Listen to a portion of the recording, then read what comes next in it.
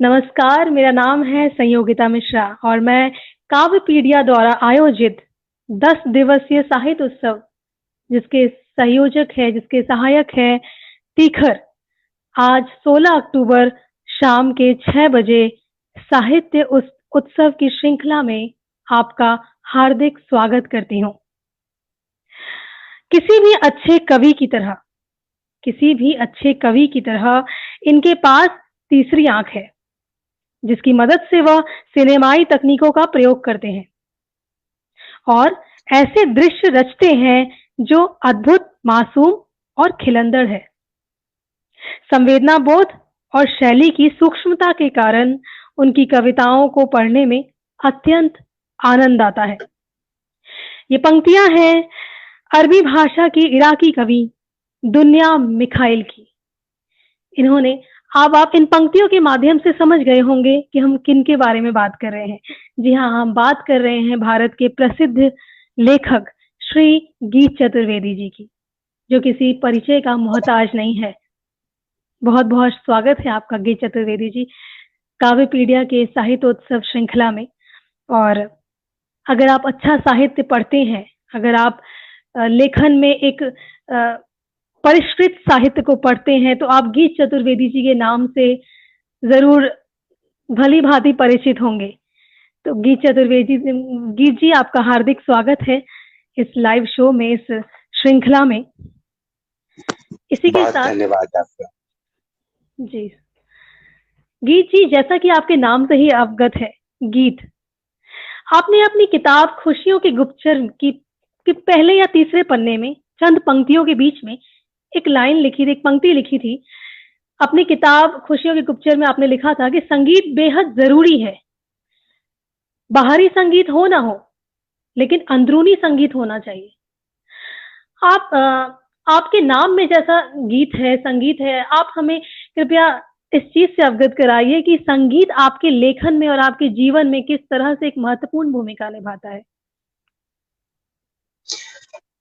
सबसे पहले तो संयोगिता जी आपका बहुत धन्यवाद। यहाँ काव्यपीडिया को बहुत सारी शुभकामनाएं और धन्यवाद इस कार्यक्रम के लिए।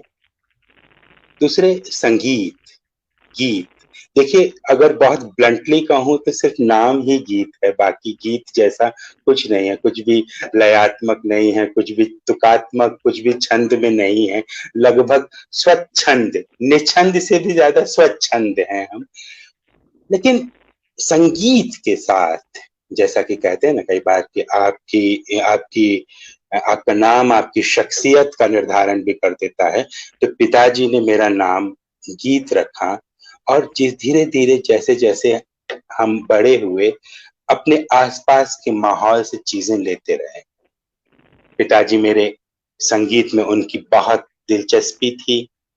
वो बहुत अच्छा तबला बजाते थे, बहुत अच्छी बांसुरी बजाते थे। एक जमाने में हिंदी फिल्मों में, कुछ फिल्मों में उन्होंने बांसुरी बजाई भी थी। बैकग्राउंड म्यूजिक में, गानों के बीच में उनकी बांसुरी की आवाज सुनाई पड़ती है। तो संगीत के साथ तो घर में जब मैं जैसे ही आंखें खोली, होश संभालने से भी पहले संगीत सुनाई पड़ गया था। इसी तरह साहित्य और कविता भी हमारे घर में, हमारे चारों तरफ थी, उससे भी तुरंत जुड़ाव हो गया। जी। टीन एज तक पहुंचते पहुंचते मेरे भीतर एक आकांक्षा ये पल गई थी कि मैं एक संगीतकार बनूंगा, मैं गायक बनूंगा, मैं संगीत बजाऊंगा अपना, मैं रॉक बैंड बनाने के। उस समय वो एक जमाना ऐसा था जब मैं पश्चिमी रॉक संगीत के साथ ज्यादा जुड़ा हुआ था। हमारा दोस्तों का सर्कल और कुछ परिवेश वैसा ही था। और एक्चुअली ऐसा भी होता है कि शुरुआती दिनों में दोस्तों के साथ आप जिस तरह का संगीत सुनते हुए बड़े होते हैं, उस तरह के संगीत को आप अपने पूरे कलात्मक प्रयासों में भी इमिटेट करना चाहते हैं, उसको पाना चाहते हैं। रॉक म्यूजिक के साथ मेरा जुड़ाव था। मैं एक रॉक बैंड बनाना चाहता था, लेकिन कोशिश भी की थी, लेकिन लगभग 16-17 की उम्र तक पहुंचते पहुंचते मुझे ये समझ में आ गया कि वो जो गायन के लिए गला चाहिए होता है, जो एक प्रतिभा चाहिए होती है, वो मेरे भीतर नहीं है। मैं कान मेरे अच्छे हैं, मैं अच्छा संगीत सुन सकता हूँ, लेकिन अच्छा संगीत देने से बेहतर है कि मैं अच्छा संगीत सुनूं और लिखने की दुनिया में रहूं, क्योंकि ये लिखने की दुनिया मुझे ज्यादा आकर्षित करती है। मैं इसमें ज्यादा, कहते हैं कि एट होम फील करता हूँ, ईज पे रहता हूँ इसमें, और ये मुझे जो है गुदगुदाती है ये दुनिया, ये एक नई नई तरीके से चुनौती है। लेकिन बाद में जब मैंने पूरा एक लेखक की तरह अपना जीवन जीना शुरू कर दिया था, तब संगीत, अभी मैं थोड़ी देर पहले, पता है, आज दोपहर को एक फिल्म देख रहा था, हॉलीवुड की फिल्म है, बहुत कमर्शियल टाइप की फिल्म है, बेबी ड्राइवर। बेबी ड्राइवर में एक कैरेक्टर जो मेन लीड कैरेक्टर है, हीरो, वो ड्राइवर है, यंग है, 25, अंडर 25 है, और वो लगातार संगीत सुनता रहता है। जब वो एक कार चोरी करता है, तो कार को स्टार्ट करने से पहले वो उसके म्यूजिक बॉक्स को ठीक करता है देर तक। पुलिस पीछे लगी हुई, लेकिन वो म्यूजिक बॉक्स को ठीक करता है। जब तक संगीत चालू नहीं होता है, तब तक वो कार चोरी करके भागता नहीं है। तो उसे देख के मुझे अपनी याद आ रही थी कि मेरे संगीत के साथ मेरा जो पैशन रहा, वो ऐसे ही रहा है, क्योंकि मैंने संगीत कानों में ईयरफोन लगा के, हेडफोन लगा करके लेखन किया है। जो लंबी कहानियां मैंने लिखी हैं, एक एक कहानी के साथ 3 या 4 गाने जुड़े हुए रहे, उन्हीं गानों को सुनते हुए मैंने वो कहानियां लिखी। हर कहानी के साथ जुड़ा हुआ कोई ना कोई गाना है।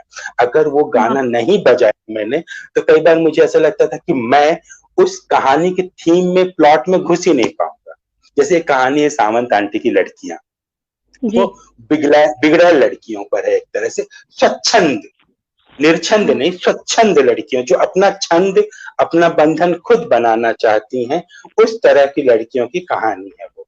तो सावंत आंटी की लड़कियां जब मैं लिख रहा था, टाइप कर रहा था, तो उस समय मैं लगातार मैडोना के गाने सुनता था, कि मैडोना मुझे बहुत पसंद थी। और मैडोना के भी 2 गाने, मैडोना का एक गाना है बैड गर्ल, दूसरा गाना मटेरियल गर्ल, और तीसरा गाना लाइक अ प्रेयर, चौथा गाना पापा डोंट प्रीच मी। ये पूरा द बेस्ट ऑफ मैडोना एक एल्बम था मेरे पास, वो चलता रहता था उसमें।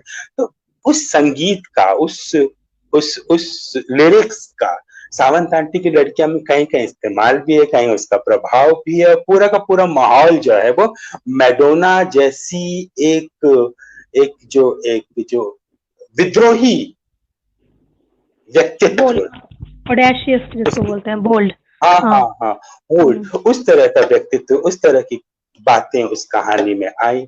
इस तरह बहुत है, हर कहानी के साथ लगभग किसी न किसी संगीत का या गाने का या म्यूजिक की किसी विशेष धुन का, ऐसी धुन जिसे मैं शब्दों में नहीं बता सकता, सिर्फ हम रिकॉल कर सकते हैं। बहुत प्राइवेट पर्सनल किस्म की चीज हो जाती है वो, जब हम उस चीज को एक्सप्रेस ना कर पाए तो वैसा संगीत लगातार जुड़ा हुआ है। देखिए, आलाप में गिरा जो मेरा पहला संग्रह है, उसमें कई कविताएं तो जो संगीतकारों को ही समर्पित हैं, बॉब डिलन से लेकर के मीट लोफ तक, जॉर्ज माइकल से लेकर के ब्रायन एडम्स तक।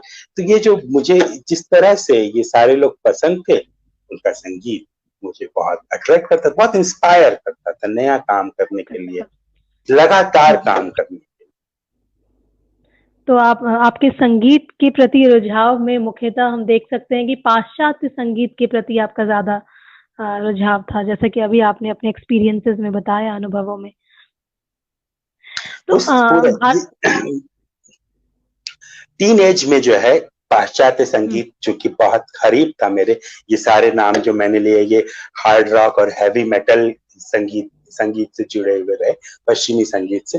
जैसे जैसे थोड़ी सी और परिपक्वता, तथा कथित परिपक्वता आई, तो उस परिपक्वता के दौर में भी पश्चिमी शास्त्रीय संगीत के साथ मेरा ज्यादा जुड़ाव होता गया। मोजार्ट, बेथोवन, शोपान, और आधुनिक युग में जो है फिलिप ग्लास, इस तरह के संगीतकार जो हैं मुझे बहुत पसंद है।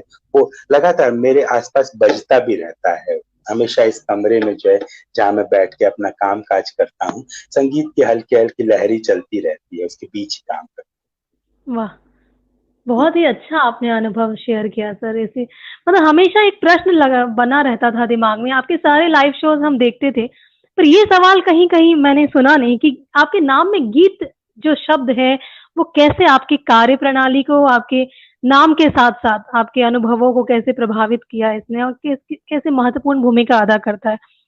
क्या आपकी ये संगीत के प्रति जो आपका अनुभव रहा है, स्पेशली जो आपने बताया कि आप हॉलीवुड फिल्में और उनकी म्यूजिक्स को ज्यादा सुनते हैं, सुना आपने टीनेज टीनेज तक, तो क्या हम इसे एक कारण समझ सकते हैं आपका जो पाश्चात्य साहित्यकारों के प्रति जो आपका रुझान बढ़ा, उन्हें पढ़ने के प्रति, क्या हम इसे एक कारण समझ सकते हैं? ये एक कारण हो सकता एक है? एक कारण तो ये है, यकीनी तौर पर एक कारण ये है, क्योंकि जब आप पाश्चात्य संगीत से जुड़ते हैं, एक पश्चिमी संगीत की एक खूबी है, और न केवल पश्चिमी संगीत की ही नहीं, पूरे पश्चिमी कला जगत की एक खूबी है कि वहां पर कलाओं की जो परस्पर अंतर संबंध हैं वो बहुत मुखर होकर दिखाई देते हैं। सारी कलाएं आपस में सहोदर हैं। उनके साहित्य, संगीत, चित्र और इन सबको देखते हुए हमें ज्यादा गहराई से महसूस होती है। जैसे एक आपको ज़गायवस्की पोलैंड के बहुत बड़े कवि हैं। अब ज़गायवस्की हैं वो कवि, लेकिन उनकी ज्यादातर कविताएं यूरोप के चित्रकारों और यूरोप के संगीतकारों को संबोधित है। यानी ओके।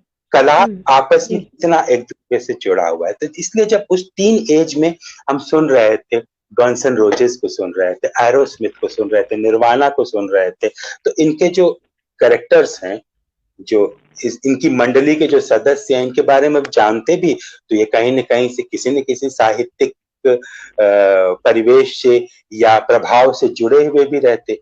एक ये रीजन था जिससे उस तरफ आकर्षण हुआ। लेकिन दूसरा रीजन, जो ज्यादा बड़ा रीजन है, वो ये था कि मुझे श्रेष्ठताओं की तलाश थी। मुझे उस तरह की श्रेष्ठताओं की तलाश थी जो हमें नई तरह से चुनौती दे सके और नए तरीके से प्रेरित कर सके। जिंदगी में हमें प्रेरणाओं और चुनौतियों का ही आसरा होता है। हम बहुत सारी दूसरी चीजों तक नहीं पहुंच पाते हैं। जिसे हम चुनौती मानते हैं वही हमारे लिए प्रेरणा बनने लगता है। तो एक खास किस्म का असंतोष उन रचनाओं के प्रति था जो मैं अपने आसपास अवेलेबल पाता था और उन्हें पढ़ता था, और मुझे लगता था कि चीजें क्या इससे ज्यादा गहरी, चीजें क्या इससे ज्यादा विशाल, इससे ज्यादा विस्तृत हो सकती हैं।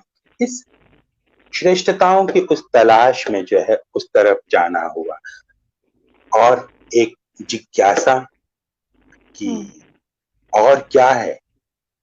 हम इंसान के रूप में जो चीजें हमारी नहीं है, जैसे कहावत है ना कि दूसरे की थाली का लड्डू तुमको ज्यादा बड़ा दिखाई देता है, तो हाँ, एक जो दूसरे की थाली का लड्डू ज्यादा बड़ा दिखाई देता है, उसी तरह दूसरे की भाषा की कविता तुमको ज्यादा अच्छी लगती है, दूसरे की भाषा का सिनेमा ज्यादा अच्छा लगता है, दूसरे देश की संस्कृति तुमको ज्यादा अच्छी लगती है। ये इंसानों की खामी भी होती है।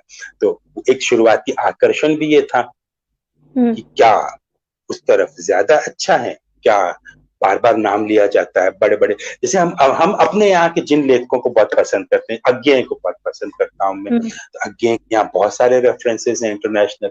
निर्मल वर्मा को मैं बहुत पसंद करता हूँ, निर्मल वर्मा के यहाँ बहुत सारे इंटरनेशनल रेफरेंसेस हैं। तो उन लोगों को पढ़ करके भी एक अट्रैक्शन बनता रहा, एक प्यासा बनती है, श्रेष्ठता की तलाश, चाहे वो कहीं से मिले, ये अट्रैक्ट हमेशा अभी भी मुझे करती है।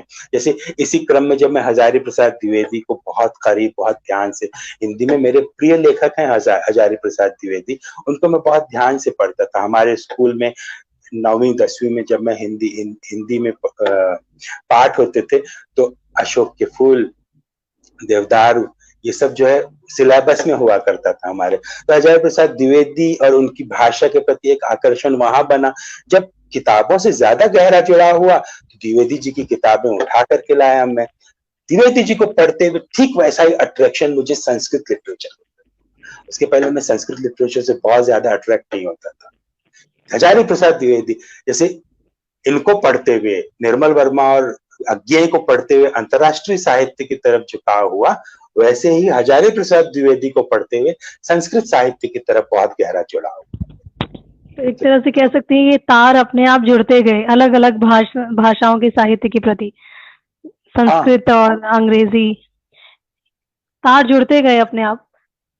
अपने आप जुड़ते चले गए। जैसे होता है ना इंटरनेट पर, आप अगर इंटरनेट पर बैठ जाओ, समझ लो आप एक विकिपीडिया का पेज पर बैठ गए हो किसी ऐसे सब्जेक्ट पे जिस सब्जेक्ट पर आपका इंटरेस्ट तो है लेकिन बहुत ज्यादा जानकारी आपको नहीं है, तो आप पढ़ोगे, 3 लाइन पढ़ोगे तो 3 लाइन के बाद एक दूसरा लिंक आपको दिखाई दे देगा, आप उस लिंक को क्लिक करके नए पेज पे चले जाओगे, पीछे वाला छूट जाएगा, फिर आप नया पेज पढ़ रहे हो, उसमें फिर आपने 3 या 4 लाइन पढ़ी, नया लिंक आप दबा दोगे। तो ये जो लिंक का बिजनेस है, इस लिंक से उस लिंक, उस लिंक से उस लिंक, आप दरअसल लास्ट में 1 घंटे 2 घंटे बाद पाते हो कि आपने बहुत सारी चीजें पढ़ ली हैं, बहुत सारी चीजों के बारे में आपने जानकारी पा ली है, लेकिन दरअसल किसी भी चीज को पूरा नहीं पढ़ा। अट्रैक्शन जो है वो उस अट्रैक्शन का लॉ भी लगभग ऐसा ही है। तो मेरे साथ भी यही हुआ था कि एक से दूसरी चीज, दूसरी से तीसरी चीज, तीसरी से चौथी चीज, इस तरह मुझे बहुत सारी चीजों के बारे में जानकारी हो गई। उसके बाद जिन चीजों ने मुझे अट्रैक्ट किया या जिन चीजों ने मुझे टिकाए रखा, उनको मैं पढ़ने लगा, उनको ढूंढ ढूंढ करके पढ़ने लगा। मुख्य चीज ये होती है कि आपको जानकारी हो। जैसे कई लोग मुझसे पूछते हैं कि हम अंतर्राष्ट्रीय साहित्य पढ़ना चाहते हैं, लेकिन यही नहीं समझ में आता कि कौन से लेखक को पढ़ें, क्योंकि जब आप एयरपोर्ट पर जाते हो तो आपको बहुत सारी किताबें दिखाई देती हैं, अंतर्राष्ट्रीय किताबें दिखाई देती हैं, लेकिन आपको यही नहीं पता होता कि इसमें से किसको पढ़ा जाए, क्योंकि हर किताब आपके काम की थोड़ी होती है, हर लेखक आपके काम का नहीं होता है। आप एक लेखक के रूप में केवल एक सिलेक्टेड सेट ऑफ राइटर्स को लेकर के अपने साथ चल रहे होते हैं, आप सबको नहीं पढ़ पाते और सबको झेल भी नहीं सकते हो। तो आपकी अपनी पर्सनैलिटी वाला राइटर कौन होता है वो ढूंढना मुश्किल होता है। मेरे साथ एक आसानी हो गई थी शुरू में कि मुझे इस लिंक बिजनेस में ये समझ में आ गया था कि कौन सा राइटर मेरी पर्सनैलिटी को सूट करे, मैं उन्हें उसको फॉलो कर। और यही एक कारण था कि आप ठहरते गए अपनी पसंद के अनुसार जगहों पे ठहरते गए, क्योंकि ठहरना बहुत मुश्किल होता है पढ़ने के दौरान। बहुत मुश्किल होता है, बहुत मुश्किल होता है। तो मैं दोनों तरीके से कहूँ, आपने जो बात, बहुत कमाल की बात कही, बहुत सुंदर बात है, इसका जिक्र करने के लिए भी बहुत धन्यवाद आपको। ये जो ठहरना मुश्किल होता है, ये 2 तरीके से ये ठहरना मुश्किल होता है संयोगिता जी। एक तो ये कि जो ऊपरी स्तर पर ठहरना है कि समझो आप इस सब्जेक्ट को पढ़ रहे हो तो पढ़ते पढ़ते आप ठहर जाओ, ठहर करके सोचो। दूसरा जो ठहराव है बहुत अंदरूनी स्तर पर होता है कि आपने 200 पेज की एक किताब पढ़ी है, लेकिन आप खुद वहां पर कहीं ठहर गए हो, पन्ना नंबर 144 पे 5 लाइनें इतनी सुंदर थी, इतनी गहरी, इतनी गजीन लाइनें थी कि आप बहुत देर तक उन 5 लाइनों में जाकर के ठहर जाते हो। ये दोनों स्तरों पर ठहरना बहुत जरूरी है। और मैं अपने लिए कहता भी यही हूँ कि मैं बहुत तेजी से नहीं लिख पाता, बहुत धीमा लिखता हूं मैं। कई बार तो आप ऐसा समझिए कि एक दिन के अंदर 8 घंटे की सिटिंग के अंदर 3 या 4 लाइनें लिख ली तो मैं अपने जीवन को, उस दिन के जीवन को सफल मान लेता हूँ, क्या बहुत बढ़िया हो गया, इतना धीमे। तो ज़गायवस्की की एक पंक्ति है, मैंने कहीं कोट भी किया है कि मैं इतना धीमे लिखता हूं कि मुझे लगता है कि मैं 200 साल तक जीऊंगा, इतना धीमे लिखता, तो लिखता ही रहूंगा, लिखता रहूंगा।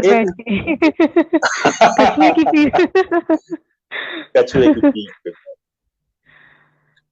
इसी से पढ़ना और ठहरने से जुड़ा हुआ एक मेरा सवाल था कि जो लोग लेखन में जुड़े हुए हैं, लेखन के प्रति जिनकी रुचि है, जिनको लिखना अच्छा लगता है, लेकिन जैसा कि मैंने आपके सारे बाकी सभी लाइव्स में सुना था कि अगर लेखन में आगे जाना है, लेखन में कुछ क्रिएटिव रचनात्मक करना है, अपने थिंकिंग प्रोसेस को ब्रॉड करना है, तो आप पढ़िए, पढ़ना बहुत जरूरी है। आप लिखिए कम, आपने हर बार ये जिक्र किया, आप लिखिए कम, पढ़िए ज्यादा। लेकिन जो लेखन में है लेकिन जिनकी पढ़ने में रुचि नहीं है, जो पढ़ने में फोकस नहीं कर पाते, ठहर नहीं पाते, जो एक किताब पढ़ रहे हैं, जैसे कि कोई अमुक व्यक्ति कोई किताब पढ़ रहा है, उस किताब में 4 पंक्तियां ऐसी आती है जहां पे वो ठहर जाता है, आंतरिक रूप से ठहर जाता है, और वो उस किताब को वहीं स्थगित करके अपना कुछ लिखने लगता है, किताब पूरी नहीं कर पाता है। दूसरी किताब पढ़ता है, वहां अपने से कुछ रिलेटेबल पाता है, तो वो फिर अपने वाली जोन में चला जाता है, वो दूसरी किताब भी पूरी नहीं करता है, क्योंकि उसका फोकस नहीं बन पा रहा है, ऐसी स्थिति, ऐसी दुविधा जब आती है तो हम पढ़े कैसे? हम किस तरीके से लेखन में जुड़े रहें? अगर हम पढ़ नहीं पा रहे हैं तो हम लेखन में कैसे जुड़े रहें? इस प्रकार के लोग। तो ये ज्यादातर इस तरह के जो लोग होते हैं, हालांकि देखिए, मैं बार बार कहता हूं ये बात कि पढ़ना चाहिए, ज्यादा से ज्यादा पढ़ना चाहिए, लेकिन ये भी कोई फॉर्मूला नहीं है, ये भी कोई नियम नहीं है। लेखन, साहित्य लिखने की दुनिया एक ऐसी जगह है जहां कोई भी नियम नहीं है। मैंने कहा ना, स्वच्छंद है, छंद में कुछ नहीं, सब कुछ आजाद है।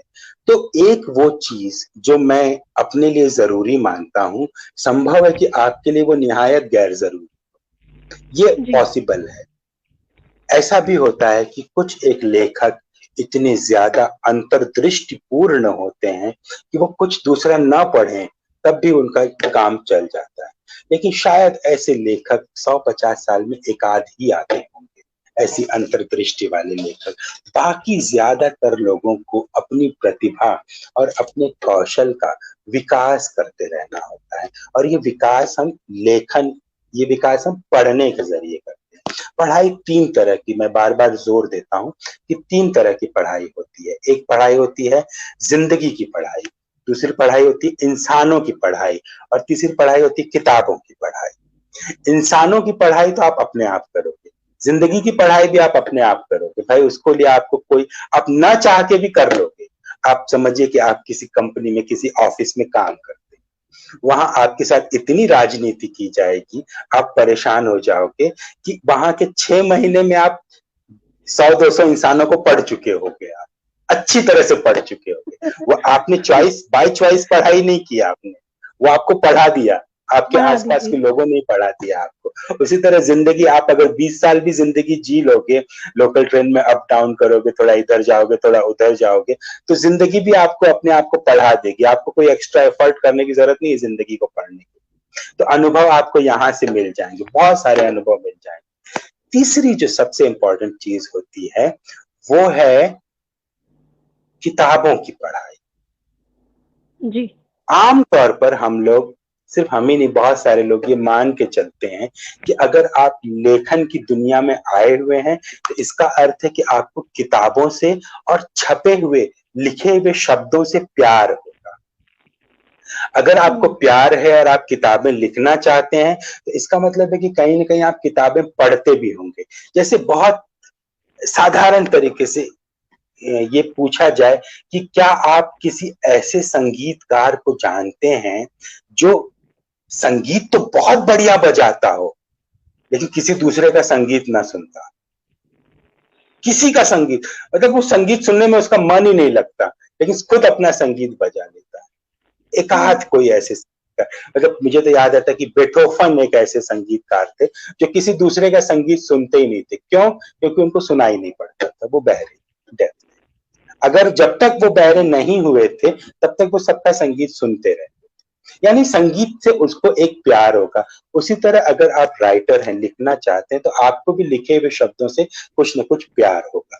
हाँ, ये जरूर है कि आप किताब को उठाते होंगे, किताब खरीद के लाते होंगे, उसको उठाते होंगे और आपके भीतर बहुत तमन्ना, उत्कंठा एक तरह की पैदा होती होगी कि मैं इसे पढ़ डालूं। लेकिन जब आप 20 पेज पर पहुंचते होंगे तब आप भटक जाएंगे। आपको लगेगा कि अरे, ये वाली बात ने मेरे भीतर एक उस स्मृति को जागृत कर दिया, चलो वहां पे मैं पहले उसको लिखूं। वो उसको लिखने के चक्कर में वो किताब छूट जाएगी, तो इसमें भी कोई बुराई नहीं। क्योंकि हम जब किताब पढ़ते हैं तो उसका एक कारण ये होता है कि हम उससे कुछ सीखें, और दूसरा कारण ये होता है कि उससे हमारी आत्मा, यानी लेखकीय आत्मा जागृत हो जाए। तो यदि किताब के 20 पन्नों ने ही आपके भीतर की आत्मा को जागृत कर दिया है, आपको आपको इंस्पायर कर दिया है, तो बाकी 180 पेज पढ़ने की कोई जरूरत नहीं है आपको। आपका आपका जागरण तो हो गया ना। जैसे कुंवर नारायण, हिंदी के इतने बड़े कवि, ज्ञानपीठ अवार्ड, मैं उन्हें महाकवि कहता हूं, और हम सभी लोग, हमारी पूरी पीढ़ी मानती है महाकवि है वो। मैंने उनसे एक बार यही सवाल मैंने पूछा था, पता है अभी 2012 के आसपास हम दिल्ली में थे, उनके घर में थे, मैं और मेरे मित्र अनुराग वत्स थे, कुंवर जी बैठे थे, और हमने उनसे पूछा कि सर आप क्या ये जो सारी मोटी मोटी किताबें हैं इनका जो आप जिक्र करते हैं सर, आपने पूरी पढ़ी है फ्रंट पेज से लेकर के लास्ट पेज तक? तो उन्होंने मुझसे पूछा क्या हो गया, क्या बात है? मैंने कहा कि क्योंकि मैं ना कई बार अटक जाता हूँ, मैंने बहुत प्यार से किताब पढ़ना शुरू करता हूँ, 200 पेज की किताब है, तो मैं 175 तक आते आते उस किताब से उकता जाता हूँ, भले कितनी भी महान किताब हो। तो कई बार ऐसा होता है कि 25 पन्ने में छोड़ देता हूँ, वो 25 पन्ने में 4 महीने बाद जाके पढ़ता हूँ। बोले हाँ, बहुत नेचुरल चीज है, ये बहुत नॉर्मल है। मैंने भी इस तरह से कई किताबें ऐसी, उन्होंने फिर ना दिखा के कुछ किताबों का जिक्र किया, कुछ किताबों के नाम बताए, बोले ये सब बड़ी बड़ी किताबें हैं, लेकिन मैंने इन किताबों को सिर्फ 50% पढ़ा, सिर्फ आधा पढ़ा मैंने। तो ये मत सोचो किसी भी किताब को पूरा पढ़ना जरूरी है, तुम्हें कंपल्सिव रीडिंग नहीं करनी है, तुम किसी एग्जाम में पास होने नहीं जा रहे हो, या किसी को ये बताने नहीं जा रहे हो कि मैंने पन्ना नंबर 1 से पन्ना नंबर 195 तक पूरा पढ़ा है। ये तो हो सकता है कि इसको पढ़ने के दौरान तुम्हें कुछ समझ में भी ना आया, लेकिन अगर तुमको 40 पन्ने पढ़ लेने से ही तुम्हारे सामने एक पूरी दुनिया खुल जाती है, तो वो 40 पन्ने तुम्हारे लिए बहुत इंपॉर्टेंट है। तो पढ़ें, ज्यादा से ज्यादा पढ़ें, लेकिन कंपल्सिव रीडिंग जैसी कोई चीज नहीं है। आप अनिवार्यतः नहीं मन लग रहा है फिर भी पढ़े जा रहे हैं, क्यों? क्योंकि पढ़ना जरूरी है, तो वो आपके किसी काम नहीं। 4 पन्ना पढ़ो, ढंग से पढ़ो।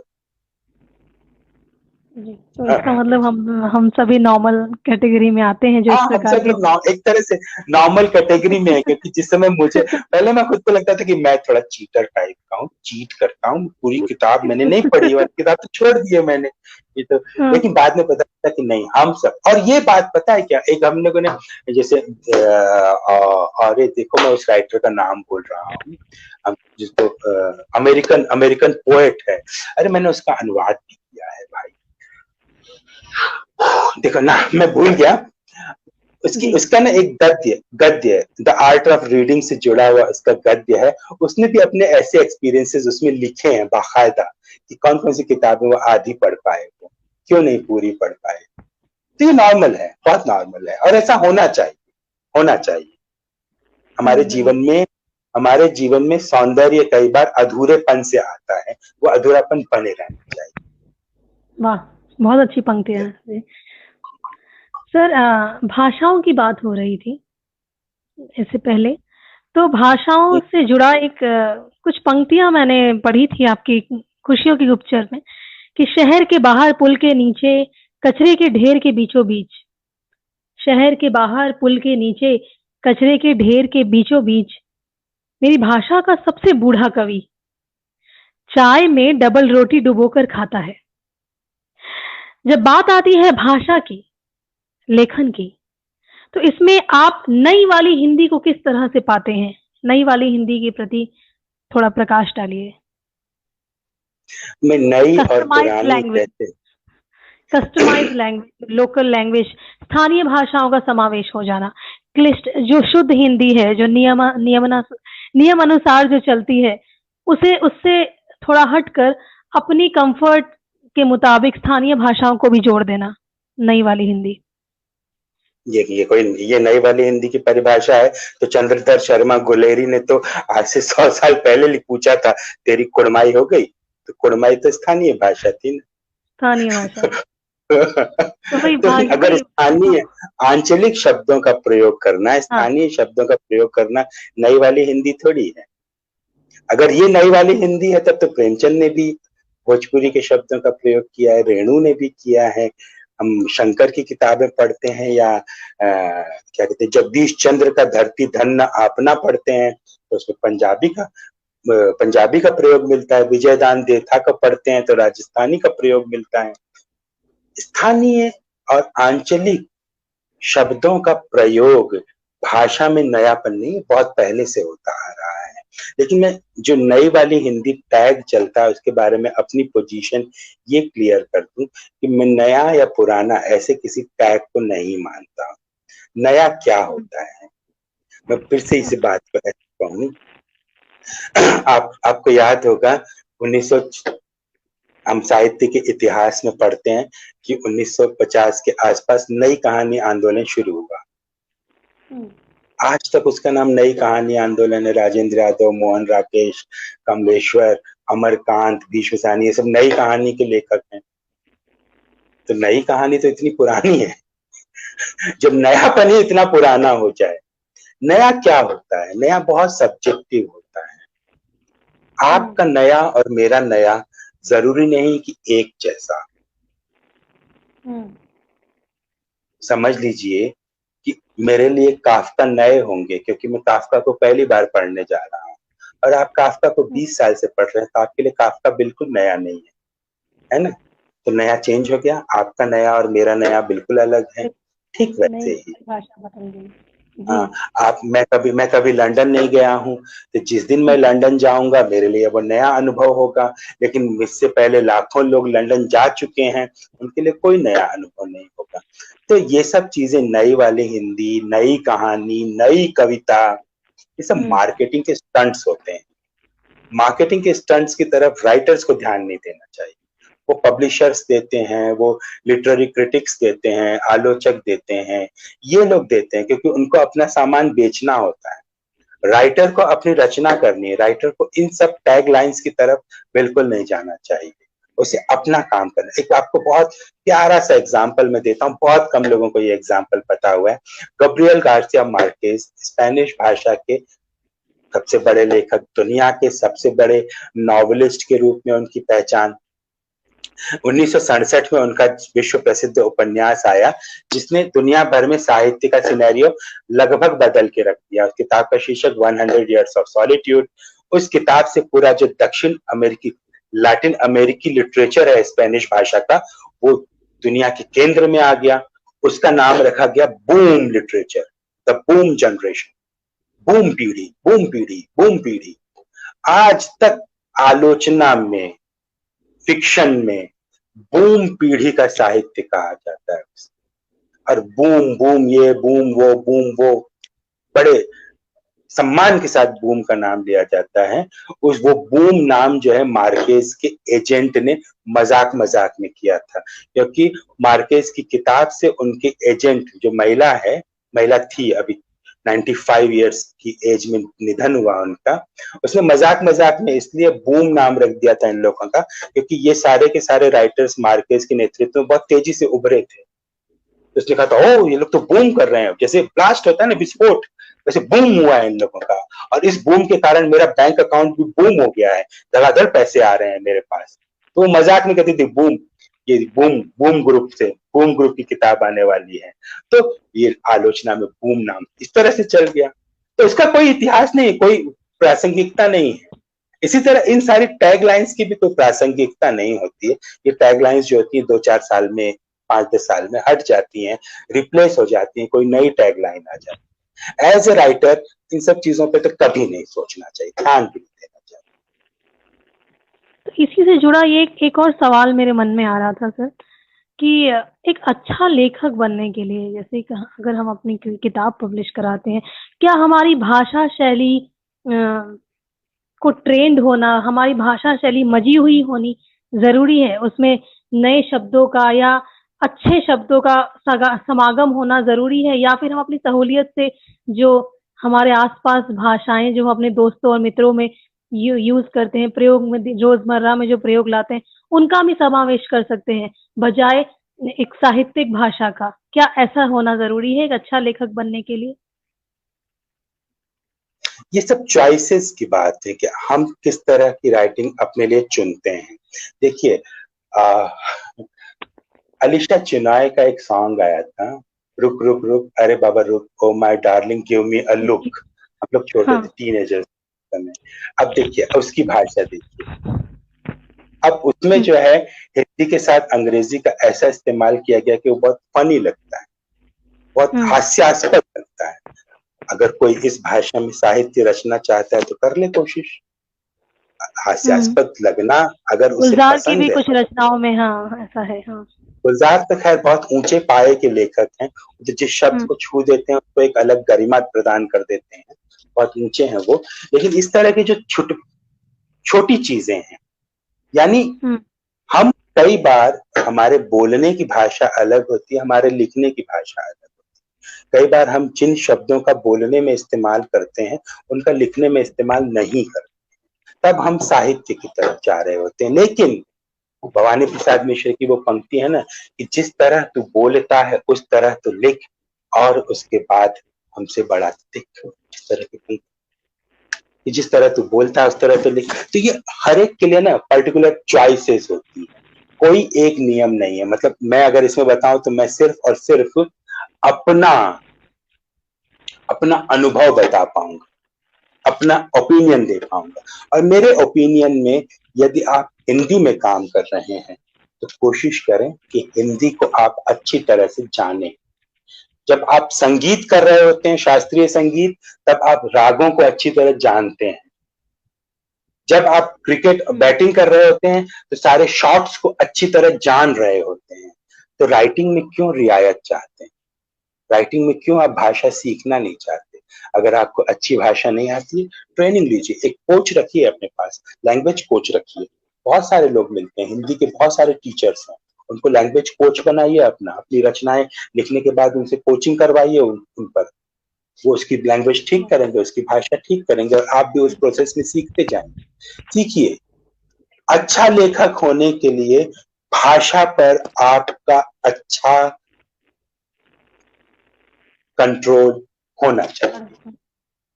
आप बोलचाल की भाषा में लिखिए, बहुत बड़े बड़े शब्द मत लेकर के आइए। आपको अपने आसपास की चीजों को देखते हुए अपने आसपास की भाषा में, साधारण जनता की भाषा में आप लिख सकते हैं, किंतु उसके बाद भी भाषा पर आपका प्रभुत्व, भाषा पर आपका नियंत्रण अच्छा होना चाहिए। भाषा ही आपका वाहन है ना। आप अगर गाड़ी चला रहे हैं, आप अपना वाहन चला रहे हैं, तो क्या चाहेंगे आप कि गाड़ी मेरे नियंत्रण में रहे?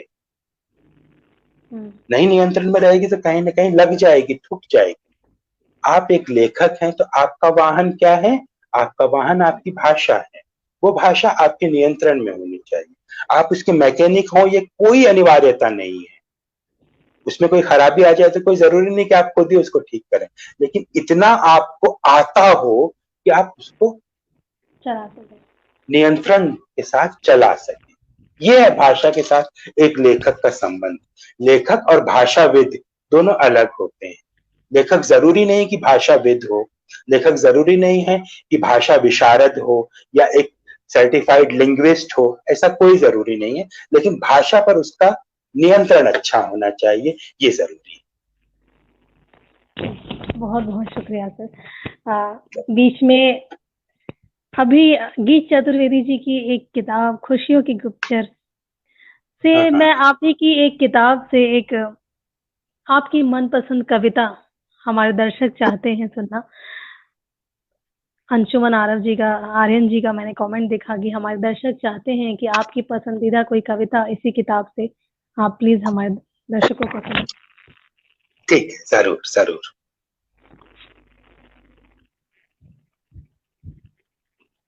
पहली कविता ही मैं पढ़ता हूँ, क्योंकि ऐसे मौकों पर जो है जो चीज सबसे पहले ध्यान में आ जाए उस तरफ जाना चाहिए।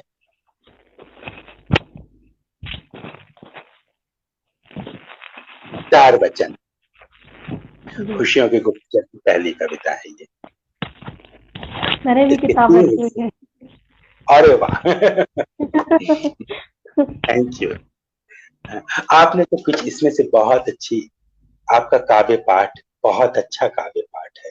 आप इतने संयत और शांत धरातल पर, आवाज के शांत धरातल पर रह करके पाठ करती हैं। मुझे सुनने में बहुत अच्छा लगता है। आपने जो इस किताब से कविताएं पढ़ी हैं वो मुझे बहुत उनको सुनना आनंदित हुआ उनसे, न केवल मैं बल्कि मेरा पूरा कुनबा। ये कविता, चार वचन। खिलाई गई रोटी व दिए गए चुंबन कभी गिने नहीं जाते। खिलाई गई रोटी व दिए गए चुंबन कभी गिने नहीं जाते, पोंछे गए आंसू व चुराई गई नसीहतें बताई नहीं जाती। भीगी हुई आत्मा को धूप में टांग कर सुखाया नहीं जाता। जिया हुआ प्रेम और सुना गया संगीत लौट के जरूर आते हैं। आता है। वाह। कुछ वादे कभी पूरे नहीं होंगे, ये जान के भी कर दिए जाते हैं। कुछ पतों का कोई ठिकाना नहीं होता, फिर भी उन्हें खोजा जाता है। जैसे पहाड़ी के पीछे मोहब्बत की नदी है और नींद के पीछे सपनों का झरना है। वाह। तुम बहेलियों के बुतों पे फूल मत चढ़ाया करो। तुम बहेलियों के बुतों पे फूल मत चढ़ाया करो, इससे चिड़ियों के पंख में दर्द बढ़ता है। माना कि समय बहरा है, किसी की नहीं सुनता, लेकिन वो अंधा नहीं है, देखता सबको है। लेकिन वो अंधा नहीं है, देखता सबको है। सबको है। बहुत बहुत सुंदर रचना है और उसका वाचन उतना जीवंत। बहुत बहुत शुक्रिया सर। कविताओं की बात चल रही थी, कविताओं के वाचन की बात चल रही थी। आपकी एक कविता है ये इसी किताब से, कविता उपहास के बाद। उपहास के बाद मैं जानना चाहूंगी, हमारे दर्शक जानना चाहेंगे कि इस कविता के पीछे की कहानी क्या है। कौन सी ऐसी चीज है जिसने इस कविता को लिखने के लिए आपको प्रेरित किया उपहास के बाद?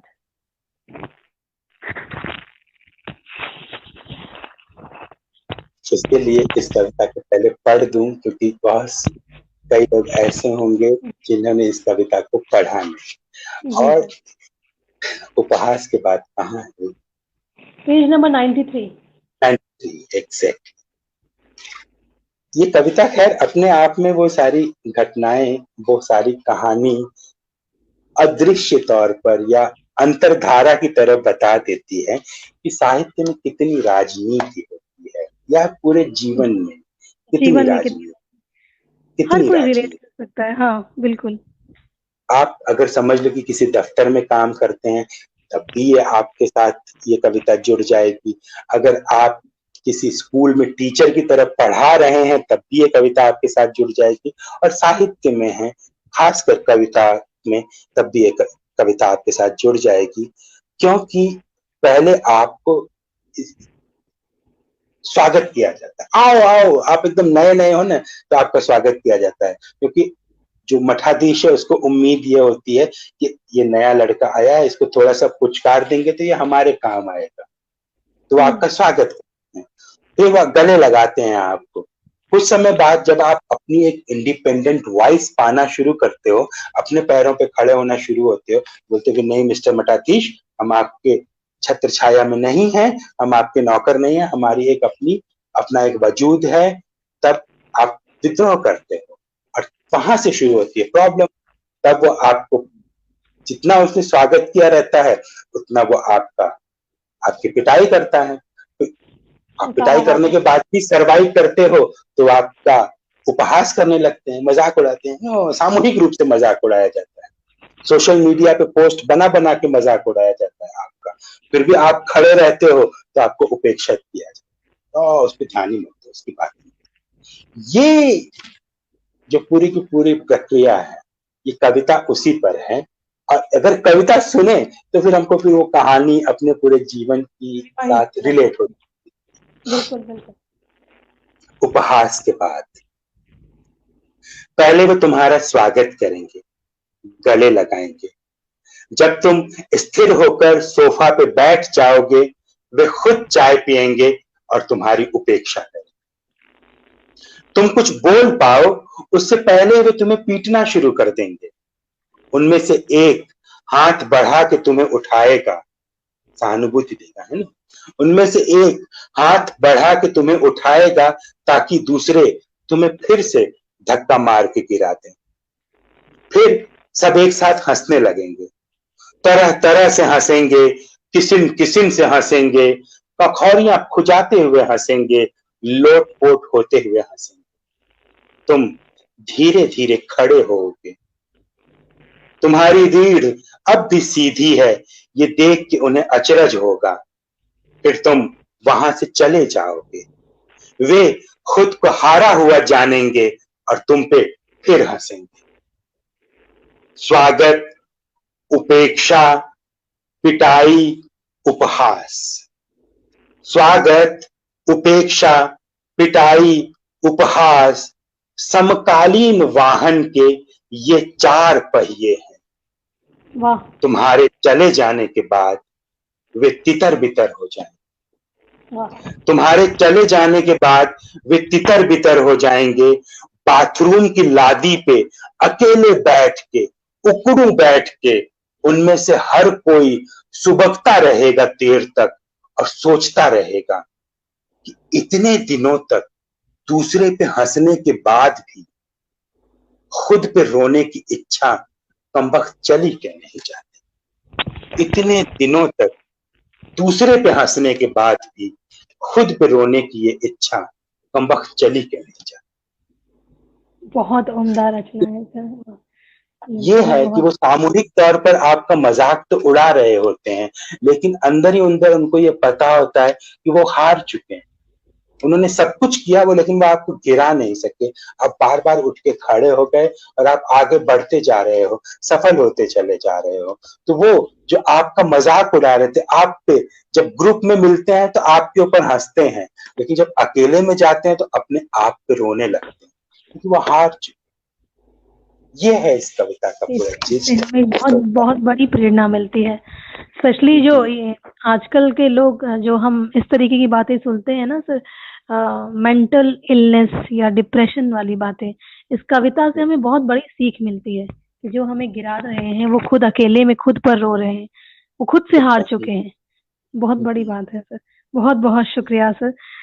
इसी के साथ मैं एक सवाल आपसे पूछना चाहूंगी, अनुवाद, ट्रांसलेशन जो आपसे जुड़ा है लेखन के साथ साथ, अनुवाद में प्रवेश कैसे हुआ आपका सर? और जो हमारे युवा हैं जो ट्रांसलेशन को एज अ पार्ट टाइम कर रहे हैं या फुल टाइम करना चाहते हैं, रुचि रखते हैं, उनके लिए क्या कुछ अनुवाद से जुड़े कुछ टिप्स जरूर एक बार हमारे दर्शक चाहते हैं आपके लिए। आपको कैसे? हाँ। मेरे जीवन में ज्यादातर चीजें तो एक्सीडेंटली हुई हैं। आपदावश, दुर्घटनावश, कुछ बहुत सोच करके हुआ नहीं। हुआ क्या, अंतर्राष्ट्रीय साहित्य में मेरी दिलचस्पी बन चुकी थी, विश्व साहित्य में, खास करके नेरूदा में। नेरूदा की कविताएं, नेरूदा से जुड़ा हुआ सब कुछ, ये बहुत अट्रैक्ट करता था। मैं उसे पढ़ता था और हिंदी के अलावा कुछ भाषाएं आती, अंग्रेजी थी, अंग्रेजी में इनको पढ़ता था मैं। जो हिंदी में उपलब्ध हो उसे हिंदी में पढ़ता था, वरना ज्यादातर अंग्रेजी से पढ़ते थे। मराठी मुझे बहुत अच्छी आती थी। कुछ एक किताबें ऐसी हैं जो हिंदी में उपलब्ध नहीं है, या लेकिन मराठी में उपलब्ध है। जैसे इनग्रिड बर्गमैन की आत्मकथा उस समय हिंदी में उपलब्ध नहीं थी, लेकिन मराठी में उपलब्ध थी, तो वो मराठी में पढ़ी थी मैंने। जो थोड़ा बहुत आता था उससे मैं पढ़ता था। नेरूदा से अट्रैक्ट था मैं। नेरूदा की एक ऐसी किताब मेरे हाथ लगी, कोट अनकोट हाथ लगी, एक्सीडेंटली, सड़क पर रद्दी किताब सेकेंड हैंड बुक्स जो बिकती थी, वहां पे पतली सी एक किताब हाथ लगी, उसमें लिखा हुआ पाब्लो नेरूदा। अट्रैक्ट हुआ, मैंने उठा लिया। पता चला पढ़ने पर कि ये किताब जो है नेरूदा के उन दुर्लभ लेखों का संग्रह है जो उन्होंने रशिया के अखबारों के लिए लिखा था, और नेरूदा के समग्र साहित्य में इसको शामिल नहीं किया गया है। तुरंत मेरा इंटरेस्ट बना। कई लोगों से पूछा कि आपने ये किताब पढ़ी है, ये किताब पढ़ी है? उन्होंने कहा नहीं, हमने नहीं पढ़ी है। तो वो किताब मुझे बेहतर तरीके से समझ आ जाए, इसलिए मैं घर में बैठ के, डायरी में बैठ के उसका अनुवाद करता रहा। क्या मुझे ये समझ में आ रही है ढंग से? क्योंकि मैं इतना खुश हुआ था उसे पढ़ के। उस अनुवाद को, वो मेरा पहला अनुवाद जो मैंने अपने आप के लिए किया था, खुद के लिए किया था। उसे हेलो जी सर। हाँ, अपने आप के लिए किया था। उसमें से कुछ हिस्सा निकाल करके हिंदी की जो सबसे बड़ी साहित्यिक पत्रिका ज्ञान रंजन, उसके संपादक हैं पहल पहल और ज्ञानरंजन का बड़ा अनुराग और स्नेह रहा मुझ पर, हमेशा मुझे प्यार करते थे। और मैं उस समय 20 साल का था, मेरी कविताएं वो छाप चुके थे, और चिट्ठियां, बहुत लंबी लंबी चिट्ठियां उनकी आती थी मेरे पास, मैं भी बहुत लंबी लंबी चिट्ठियां लिखता था, बहुत मार्गदर्शन करते थे वो। तो मैंने कुछ एक अनुवाद पैकेट बना के उन्हें भेज दिया कि देखिए मैंने ये अनुवाद किया है, और ये किताब लोगों ने पढ़ी नहीं है, लोगों को जानकारी भी नहीं है कि ऐसी किताब है। उन्होंने पढ़ा और उन्होंने बोला कितना किया है, मैंने कहा सब पूरी किताब कर दी है मैंने, तो 6-8 महीने में पूरी किताब कर दी, बोले सब भेज दो। उन्होंने सब मंगा लिया और पहल के 3 अंकों में धारा प्रवाह रूप से उसे प्रकाशित किया। पहल साल में 3 ही अंक तो निकलते थे, तो साल भर तक वो अनुवाद प्रकाशित होते रहे। तो वहां से 20 साल की उम्र में पहला अनुवाद जब प्रकाशित हुआ और लोगों ने उस पर बहुत अच्छा रिस्पॉन्स दिया, तो एक अनुवाद को लेकर प्रेम और प्रेरणा वहां से बनी। फिर मुझे उसका एक अलग जो व्यावहारिक फायदा है वो मुझे पता चला। एक लेखक के रूप में जब अनुवाद करता हूं तो मेरी भाषा मंझती है, भाषा पर मेरा कंट्रोल बढ़ता है, मुझे नई नई सिचुएशंस के आधार पे भाषा को गढ़ने में मदद मिलती है, लेखक के रूप में एक ये फायदा। और एक साहित्यिक के रूप में ये फायदा कि मैं चीजें विदेशी भाषा से अपनी भाषा में ला रहा हूं। यानी अभी भी मैं आपको बोलूं कि नेरूदा के वो लेख अगर मैंने हिंदी में मेरे अनुवाद जितने ज्यादा पढ़े जाते हैं भारत में उन लेखों का, उतना अंग्रेजी में भी नहीं पढ़ा जाता, क्योंकि अंग्रेजी वाली किताब तो कहीं अवेलेबल ही नहीं, भारत में आई ही नहीं थी वो किताब। या ऐसे बहुत सारे हैं जिसको बहुत सारे कवि और लेखक हैं जिन्हें मैंने पहली बार हिंदी में अनुवाद किया, उसके पहले बहुत कम लोग उन लेखकों और कवियों के बारे में जानते थे अंग्रेजी या दूसरी भाषाओं के जरिए। लेकिन हिंदी में जब मैंने उनका अनुवाद किया तो एक साथ बहुत ज्यादा लोगों ने उसको पढ़ा। तो मेरी तरफ से अपनी भाषा की एक सेवा है ये, मुझे ऐसा महसूस हुआ। तो दोनों लेवल पे मुझे उससे संतोष मिला, लेखक के तौर पर भी और साहित्यिक के तौर पे अपने समाज में कंट्रीब्यूट करके भी संतोष मिला। दूसरा आपके सवाल का जो हिस्सा ये है बहुत व्यावहारिक है वो, जी। कि जो नौजवान अनुवाद कार्य कर रहे हैं, जिस अनुवाद की तरफ कर रहे हैं, उनके प्रति तो मैं यही कहना चाहूंगा कि अनुवाद को कला मान करके काम करें। बहुत सारे लोग अनुवाद को दोयम मानते हैं। आप देखिएगा कि सोशल मीडिया पर बस खाली एक हफ्ता लोगों की पोस्ट पे ध्यान दीजिए, लोग ना नेरूदा की लाइंस हिंदी में शेयर कर रहे होंगे, लोग ब्रेख्ट की लाइन हिंदी में शेयर कर रहे होंगे, लोग अभी अभी जिनको नोबेल प्राइज मिला लुई क्लर्क को, उनकी लाइंस हिंदी में शेयर करते हैं। तमाम लोगों की लाइंस हिंदी में शेयर करते हैं, लेकिन नीचे इतनी जहमत नहीं उठाते कि अनुवादक का नाम लिखते। नेरूदा हिंदी में थोड़ी लिखते थे भाई, कोई एक व्यक्ति है जिसने नेरूदा की कविता को हिंदी में अनुवाद किया है, उसका नाम लिखिए, अनुवादक को क्रेडिट दीजिए। अनुवादक को क्रेडिट आप तभी दोगे जब आप अनुवाद को सीरियस आर्ट मानोगे। तो सबसे पहले सारे नौजवानों से मैं यही अपील करता हूं कि ट्रांसलेशन को गंभीर आर्ट माने। इसकी शुरुआत इससे करें कि जब भी आप किसी का अनुवाद कोट करें, आप अंग्रेजी में लगा, नेरूदा की लाइंस अगर आप अंग्रेजी में लगा रहे हो तो अंग्रेजी अनुवादक का नाम वहां पे दीजिए, अगर हिंदी में लगा रहे तो हिंदी अनुवादक का नाम वहां दीजिए, क्योंकि मूलतः वो स्पेनिश भाषी है। स्पेनिश में लगा रहे हो तब अकेले नेरूदा का नाम चल जाएगा। तो अनुवाद को आर्ट मानते हुए आप अपने करियर की शुरुआत करें, और जिस भाषा में अनुवाद कर रहे हैं और जिस भाषा से कर रहे हैं उसकी पूरी कोचिंग लें, उस पर पूरी तरह से अपना नियंत्रण बनाएं, हाँ पकड़ बनाएं। टारगेट लैंग्वेज, यानी अगर आप हिंदी में अनुवाद कर रहे हो तो जो टारगेट लैंग्वेज है उस पर आपकी पकड़ 100% होनी चाहिए। सोर्स लैंग्वेज पे अगर 70-80% ही पकड़ है तो भी कोई दिक्कत नहीं, क्योंकि आप जिस भाषा में अनुवाद कर रहे हो उस भाषा में आपको गहरी जानकारी होनी चाहिए। ये तो हो गया। बाकी साहित्यिक अनुवाद बहुत ज्यादा आर्थिक फायदा देते नहीं है। करियर की तरह उसे लंबे समय तक इस्तेमाल नहीं किया जा सकता, लेकिन उस ऐसी दिशा में अगर आपकी दिलचस्पी, किसी की भी दिलचस्पी है, तो व्यावसायिक अनुवाद की तरफ वो जा सकते हैं। लेकिन साहित्यिक अनुवाद दरअसल दिल का मामला है। आप प्रेम से करते हैं, मुफ्त में करते हैं, कई बार बिना किसी आर्थिक लाभ के करते हैं, बस इसलिए करते हैं क्योंकि आपको लिखे हुए शब्दों से प्रेम होता जी। तो बहुत निसंदेह एक बहुत ही उपयोगी जो आपने अभी परामर्श दिया, मार्गदर्शन दिया है युवाओं को जो अनुवाद से जुड़े हैं, निसंदेह उनके ये बहुत काम आएगा। अनुवाद दिल से करें, ये पूरी वार्तालाप का निचोड़ है, ये अनुवाद दिल से करें और सोर्स लैंग्वेज में भले ही आपके 70 से 80% आपकी पकड़ हो, लेकिन जो आप जिस भाषा में अनुवाद कर रहे हैं टारगेट लैंग्वेज में, उसमें आपकी पकड़ अच्छी होनी चाहिए। है। सर, इससे पहले कि हम अपने अगले प्रश्न पर आए, हम चाहते हैं कि एक बार आप दर्शकों के जो प्रश्न हैं उन्हें एक बार देखिए, उनके उत्तर दीजिए, क्योंकि इतनी देर से दर्शक हमारा मनोबल बढ़ा रहे हैं, हमारे साथ जुड़े हुए हैं। एक बार उनके भी प्रश्न एक बार देखिए। क्या आपको कोई प्रश्न दिख रहा है जो इसे मुझे नहीं दिख संबोधित? रहा। अनुवादक को क्रेडिट देना जरूरी है। नहीं, मुझे नहीं दिख रहा है। मुझे लगा आपको दिख रहा होगा। नहीं, मुझे कोई पीछे कुछ क्योंकि हम हाँ, हाँ। इस समय डॉक्टर शालिनी सिंह जी का कमेंट आया। वो खुद बहुत विद्वान हैं और अच्छा लिखती, अच्छा पढ़ती हैं।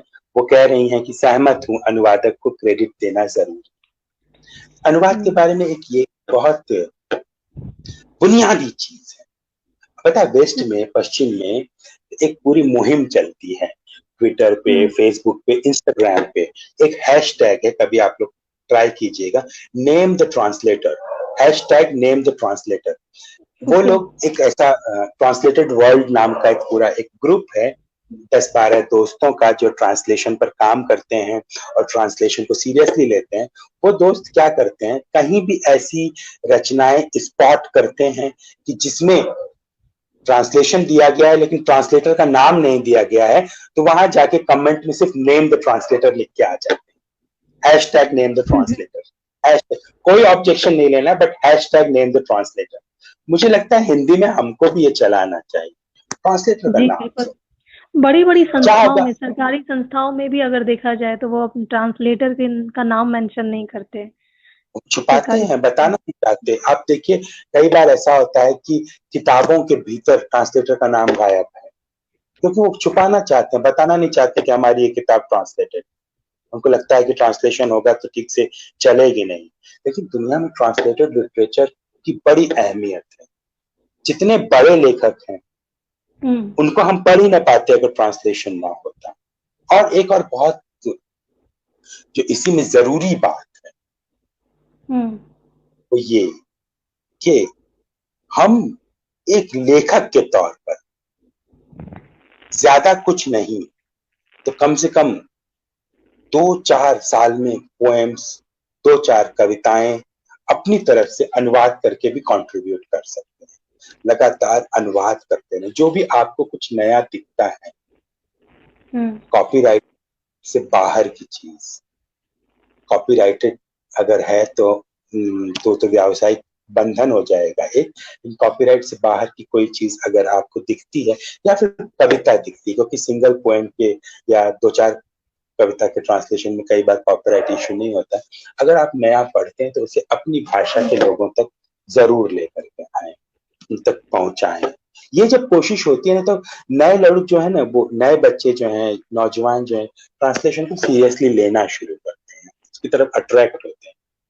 दो चीजें चाहिए होती हैं। हाँ, हमारे सारी कलाओं में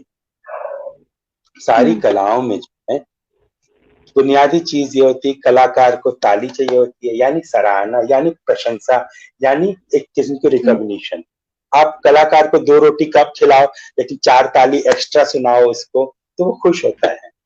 रोटी कम खाएगा चलेगा, लेकिन ताली उसको कम नहीं मिलनी चाहिए। तो वैसा ही ट्रांसलेशन भी एक तरह का आर्ट है। आप 2 रुपया उसको कम दोगे चलेगा, लेकिन जब आप उसको क्रेडिट दोगे, उसकी सराहना करोगे, उसको मान्यता दोगे पब्लिकली, उसको आप रिकॉग्निशन दोगे, वो भी मोटिवेट होगा, वो भी इंस्पायर होगा। मोटिवेट करने की, हम लोग एक दूसरे को आपस में एक दूसरे को ही मोटिवेट करने की हमको जरूरत रहती, कोई बाहर से नहीं आएगा। अच्छा, यहाँ एक सवाल आया हुआ है, जी, एक ये सवाल आया है सर। कन्नड़ा में लिखा हुआ है, मुल्तानी जी का चिली के सवाल। जंगल से किताब कहाँ मिलेगी? सर वही आपका चिली के जंगलों से, जो मैंने नेरूदा बात किए हैं वो चिली के जंगलों से शीर्षक से प्रकाशित हुआ है। संवाद प्रकाशन जो मेरठ वाला, मेरठ और मुंबई से संस्थान चला था, संवाद प्रकाशन ने वो किताब प्रकाशित की थी। और फिलहाल मेरे ख्याल से, जहां तक मुझे जानकारी है, कि वो किताब अनुपलब्ध है, लेकिन जल्द ही वो उपलब्ध हो जाएगी। ऐसे में कुछ मित्र क्या करते हैं कि वो किसी के पास है तो आपस में फोटो स्टेट वगैरह करा के ले लेते, जल्द ही वो किताब उपलब्ध हो जाएगी। राजीव मिश्रा जी का सवाल यहाँ दिखने लगा है कि आपसे अपने लेखन की समीक्षा कैसे करवा सकते हैं। ये तो राजीव जी, मुझे बहुत खुशी होती अगर मैं इस तरह से कुछ कर पाता, लेकिन यकीन जानिए मुझ पर कि मेरे पास बहुत सारी चीजें, कई बार आमंत्रित, कई बार अनामंत्रित लोग लिख करके भेज देते हैं, फिर मुझसे उम्मीद करते हैं कि मैं उसे पढ़ूं।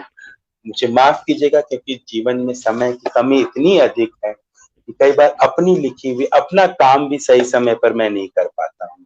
तो समीक्षा करना या दूसरे की रचनाओं को इस तरह से पढ़ पाना कई बार मेरे लिए बहुत मुश्किल होता है। लेकिन मुझे बहुत खुशी होगी अगर मैं अच्छे चीजों, अच्छी रचनाओं को मैं पढ़ सकूं। मैं चाहता भी हूं ऐसा, और दुआ करता हूं कि जल्दी कुछ ऐसा समय मिले जो ऐसा मैं कुछ कर पाऊं। अवधेश जी, धन्यवाद आपको इस कमेंट के लिए।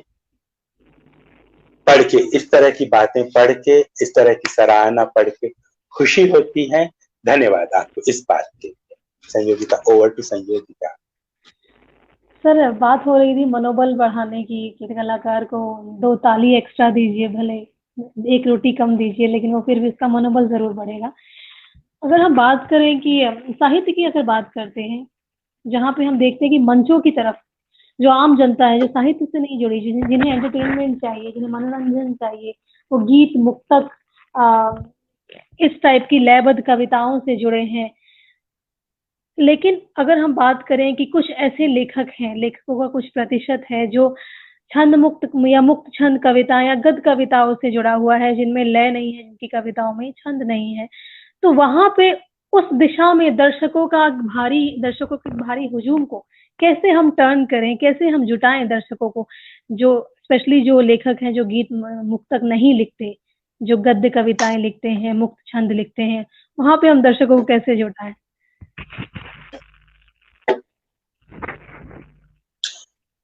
कई बार तो मुझे लगता है कि हम लोगों को, साहित्यकारों, कवियों और लेखकों को अपने आप को इस प्रलोभन से बचा लेना चाहिए।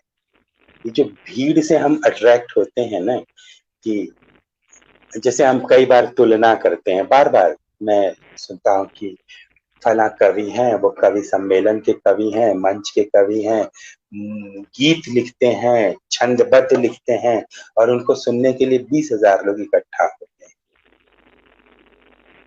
और दूसरे जो कवि हैं, छंद मुक्त लिखते हैं, उनको सुनने के लिए 20 लोग भी इकट्ठा नहीं। तो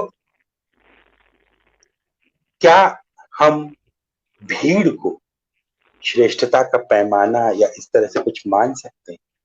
ऐसा कुछ नहीं। एक लेखक के तौर पर मैंने कहा ना, साहित्य, कला एक ऐसी जगह है, एक ऐसा क्षेत्र है जहां जन समर्थन का कोई महत्व नहीं होता। आपको 1 लाख लोग समर्थन करते हैं तो इसलिए आप नगर पालिका का, पंचायत का, विधायकी का चुनाव तो जीत लेंगे आप, लेकिन 1 लाख लोगों के समर्थन से आप अच्छे लेखक नहीं कहला पाएंगे। अच्छा लेखक कहलाने के लिए आपको अगर केवल 2 लोग भी समर्थन करते हैं, तभी भी आप अच्छे लेखक कहलाएंगे, क्योंकि आप अच्छे लेखक हैं। तो जन समर्थन से बहुत ज्यादा, या जनता से या भीड़ से बहुत ज्यादा आकर्षित होने की लेखकों को जरूरत नहीं। साहित्य लगातार बदलता रहता है। आज से 70-80 साल पहले जयशंकर प्रसाद कामायनी जिस शैली में लिख रहे थे, उस शैली के लेखन को साहित्य में स्थान मिलता था, मुख्य धारा के साहित्य में स्थान मिलता था। आज 2020 में अब जयशंकर प्रसाद की शैली में कामायनी जैसी एक और रचना लिख दीजिए, आपको साहित्य में स्थान नहीं मिलेगा, मुख्य धारा के साहित्य में कोई आपका नाम भी नहीं लेगा। आप मंच पे सुना दीजिए, बहुत सारे लोगों को सुनाइए, बहुत बड़ी जनता को सुनाइए, लेकिन साहित्य की मुख्य धारा में आपको स्थान नहीं मिलेगा। क्यों? क्योंकि वो सब चीजें अब पुरानी, वो सब चीजें पहले की चीजें। लोकप्रियता उन चीजों की अधिक हो सकती है क्योंकि लोकप्रियता धीरे धीरे आती है, और कई बार लोकप्रियता एक ठहरे हुए पानी की तरह होती है, वो कुछ खास किस्म की चीजों को ही पसंद करती है। हमें एक लेखक के तौर पर लोकप्रिय होने के प्रति बहुत ज्यादा आग्रही नहीं होना चाहिए। यदि हमें कम सुनते हैं, कम लोग सुनते हैं, तो भी उसके साथ ही हमें बने रहना चाहिए, अपनी चीजों को बदलने की जरूरत नहीं। हाँ, ये कोशिश करनी चाहिए कि आपका दायरा कैसे बढ़े, लेकिन साहित्य और कविता, जो अच्छा साहित्य और अच्छी कविता कभी भी बहुत ज्यादा लोगों तक नहीं जाती। वो एक निश्चित दायरे के लोगों को ही समझ में आती थी, एक निश्चित दायरे के लोगों को ही पसंद आती है। फिल्मी गाना समझने के लिए, फिल्मी गीत को एंजॉय करने के लिए आपको बहुत ज्यादा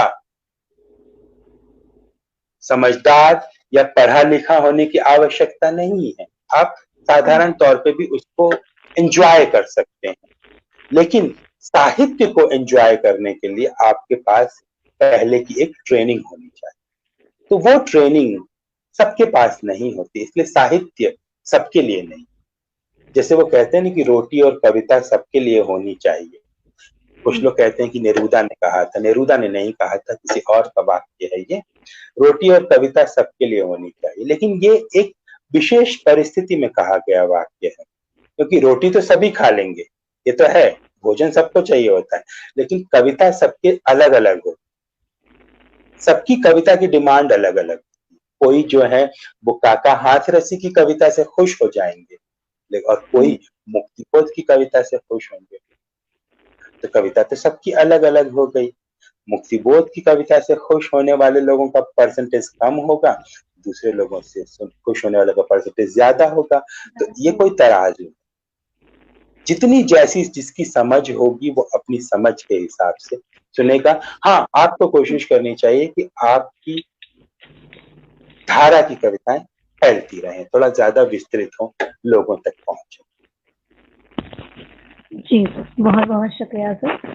इसी के साथ हमारे दर्शक सभी जानना चाहते हैं कि आपकी अगली किताब का सबको इंतजार है, तो कब तक आपकी अगली किताब की उम्मीद की जाए सर? अगली किताब संभवतः देखिए 2020 तो ऐसा बरस रहा जिसकी हम लोगों ने उम्मीद भी नहीं की थी, और न चाहेंगे कि ऐसा बरस दोबारा लौटे। तो शायद अब कोशिश तो ये थी हमारी, या हम सभी जो हमारी पूरी टीम है, उसकी कोशिश ये थी कि 2020 खत्म होने तक, नवंबर दिसंबर, या जैसे पिछली बार हमने दिसंबर में किताब लॉन्च की थी, दिसंबर में लाए थे किताब, उसी तरह इस साल दिसंबर में किताब आ जाए, ऐसी कोशिश है। अगर सब चीजें ठीक रही तो आ जाएगी। गद्य की किताब रहेगी वो इस बार, कविता नहीं है, गद्य की किताब है। 2020 जाते जाते हमें बहुत एक अच्छा उपहार देकर जाएगा सर। हमें बेसब्री से इंतजार है आपकी नई किताब का। और जैसा आपको शिव गुप्तचर और जो आपकी पिछली किताबों को अपार सफलता मिली, हम कामना करते हैं कि आपकी आने वाली किताब को भी दर्शकों का खूब प्यार मिले। तो बहुत धन्यवाद। एक सवाल सर, पीली साड़ी सुना दीजिए। ये सर सुनाएंगे तो ज्यादा बेहतर होगी। ना पीली साड़ी तो आप सुनाइए, क्योंकि अंशुमान जी ने सब पूछा भी आपसे, आप सुनाइए। हमें बहुत अच्छी, आपके मुंह से भी बहुत अच्छी सर, लगती आपका वाचन आपके सामने मैं कुछ नहीं हूँ सर, आप सुनाइए। हमें दर्शक मैं फिर ढूंढती हूँ सर। पीली साड़ी पेज नंबर। हम अभी एक चीज बताएं उसमें, जब आपने वो कविता पढ़ी थी तो जी। हमने व्हाट्सएप पर अपने पिताजी को फॉरवर्ड की थी। वाह, बहुत बहुत हाँ, शुक्रिया। पिताजी को बहुत क्योंकि वो पिताजी पर पिता, ही हाँ, पिताजी के पिताजी पर ही प्रेम थी। पर ही है वो कविता, माता और पिता के प्रेम पर। तो पिताजी को वो मैंने, ये अभी ज्यादा पुरानी बात तो है नहीं, उन्हें फॉरवर्ड की थी और उन्होंने आपकी इतनी प्रशंसा की थी, आपके वाचन की। फोन आया था उनका, अमूमन बहुत कम चीजों से प्रभावित होते थे वो, लेकिन जब उनका फोन आया और उन्होंने तारीफ की, तो उन्होंने मुझे स्पेशली कहा था कि उन तक मेरा आशीर्वाद पहुंचा दीजिएगा। मैंने कहा हाँ, मैं जरूर बोलूंगा। लेकिन उसके बाद फिर उस तरह से कोई बात हुई नहीं, तो मैं आपको तुरंत कुछ बोल नहीं पाया। लेकिन आज ये मौका लगा है तो उनकी बात आप तक यहाँ इस मंच से पहुंच जाए। धन्यवाद की बहुत तरफ से। बहुत बहुत धन्यवाद सर, बहुत बहुत आभारी हूँ मैं सर। और आपके पिताजी को भी जहाँ भी हैं भगवान उनकी आत्मा को शांति दे। और दिल से सम्मान है मेरे लिए, उनके लिए मेरा, और मैं दिल से इज्जत करती हूँ कि आपकी रचनाएं ऐसे ही फले फूले और दर्शकों के दिल को छूती रहें। तो पीली साड़ियाँ मुझे मिल गई हैं मिल गई है सर, पेज नंबर 33 पे है। हम्म। तो मैं आपके अनुरोध पे सुनाती हूँ पीली साड़ी। जरूर, पीली प्लीज साड़ियाँ प्लीज आप प्लीज। ही के सामने। पीली साड़ियाँ। हर शाम मेरी माँ बहुत अच्छे से सजती है। हर शाम मेरी माँ बहुत अच्छे से सजती है। महज एक पुरानी क्रीम और चुटकी भर टेल्कम पाउडर की मदद से। पीले रंग की एक साड़ी पहन उस जगह आ बैठती है जहाँ किताबें पढ़ते हैं पिता, मूर्तियों की तरह तल्लीन। अपनी मध्यम आवाज में वह कुछ कहती है। दिन ब दिन बूढ़े होते पिता नहीं सुनते। माँ बुदबुदाती है, जब कान थे तब भी नहीं सुना, अब क्या सुनेंगे पके नींबुओं जैसी इस उम्र में। उनका ध्यान खींचने के लिए चोरी से स्टील का एक गिलास गिरा देती है वह टेबल से। सिर उठा देखते हैं पिता, उनकी आंखें चमक जाती है। आधी सदी बीत चुकी है शाम के इस कारोबार में। पीला ऊर्जा व सुहाग का रंग है, तुम पर बहुत फपता है, कहते हैं वह अपनी सुनहरी दलीलों की ओट में मुस्कुराते। जबकि मैं जानता हूँ जिन जगहों से आए हैं मेरे पिता, जबकि मैं जानता हूँ जिन जगहों से आए हैं पिता, वहां दूर दूर तक फैले होते थे सरसों के पीले खेत। जब आंचल लहराती है मेरी माँ, लहरों से भर जाता है पीले रंग का एक समुद्र। शाम की वह सूरजमुखी शांति। मेरी माँ ने ताउम्र महज पीली साड़ियां पहनी। मेरी माँ ने ताउम्र महज पीली साड़ियां पहनी ताकि हर शाम अपने बचपन में लौट सके मेरे पिता। ताकि हर शाम अपने बचपन में लौट सके मेरे पिता। हाँ, या धन्यवाद सर। आपके पाठ के लिए बहुत धन्यवाद, इतने बहुत सुंदर बहुत पाठ के। धन्यवाद सर। बहुत बहुत प्रेम सर, आपको बहुत सारा स्नेह मिले आपको हम सभी का। और क्या कहूँ सर, एक प्रश्न है, करियर से रिलेटेड है। हाँ हाँ। लेखन में एक आखिरी प्रश्न है। लेखन में जो युवा हैं वो अपना करियर कैसे तलाशें, करियर कैसे बनाएं? क्योंकि करियर, राज जी। लेखन में करियर बहुत अलग अलग धरातलों पर बनता है। और यदि आप क्या कहते हैं उसे, फुल टाइम राइटिंग करना चाहते हैं, तो हम्म। हिंदी में ये काम बेहद मुश्किल है। हिंदी में बहुत कम लोग पूरे पूरे समय लेखन करके आर्थिक तौर पर कामयाब हो पाए, बहुत कम लोग। और जो हुए भी, उन्हें बहुत संघर्ष करना पड़ा या फिर समझौते करने पड़े। लेखन के लिए जो सबसे महत्वपूर्ण बात जो हमारे अनुभव में आती है वो ये कि आप किसी न किसी एक आजीविका के लिए किसी न किसी एक धारा को अपने लिए चुनिए और उसके साथ में लेखन कीजिए। कोशिश हो कि जो आजीविका आपने चुनी है उसका लिखने पढ़ने की दुनिया से कम संबंध हो। जैसे आप टीचिंग कर रहे हैं या आप कहीं पे मार्केटिंग मैनेजर हैं, तो आपका लिखने की दुनिया के साथ रिश्ता कम होगा, तब आपके भीतर लिखने की तड़प जिंदा रहेगी, आप एग्जॉस्ट नहीं होगे। लेकिन समझ लीजिए कि आपने जर्नलिज्म चुन लिया, जर्नलिज्म में आप अपने दफ्तर में 3 घंटे 4 घंटे लिख रहे हो, दूसरों की खबरों को लिख रहे हो, दूसरों की कॉपी को ठीक कर रहे हो, तो शुरू शुरू में तो जोश जोश में आप करते हो, लेकिन 2 4 5 10 साल बाद आपके भीतर लिखने की जो आग है, तपिश है, वो घटने लगती है, कम होने लगती है। तब आप अपने लेखन पे कम ध्यान देते हो, दूसरों की चीजों पे ज्यादा आपको ध्यान देना पड़ता है। तो ऐसी आजीविका चुने जो लेखन से सीधे सीधे तौर पर जुड़ी हुई ना हो, तब आपके पास अनुभव का संसार भी बड़ा होता रहेगा आपका। एक ये है। दूसरा, अगर आप पूरी तरह से सिर्फ लेखन को ही चुनना चाहते हैं अपनी आजीविका के लिए, अपने करियर के लिए, तब आपको बॉलीवुड सिनेमा इनकी शरण में जाना पड़ सकता है और वहां आप बहुत सारे आपको कॉम्प्रोमाइज करने पड़ते हैं, स्टोरी को लेकर के, प्लॉट को लेकर के, ये सब चीजें आपको पता है। यदि आपका जिगरा इतना मजबूत है कि आप उन कॉम्प्रोमाइजेस के बाद भी एज एन आर्टिस्ट सरवाइव कर ले जाएंगे, तब उस दिशा में जा सकते हैं। और तीसरा, पूरी तरह लिख करके, पूरी तरह इसे संभाल करके, पूरी तरह लेकर के संघर्ष करते रहिए और 2 रोटी कम खाइए और 2 कपड़े कम पहनिए, उस वाले जीवन पर अगर जाना है तब वो चुनिए।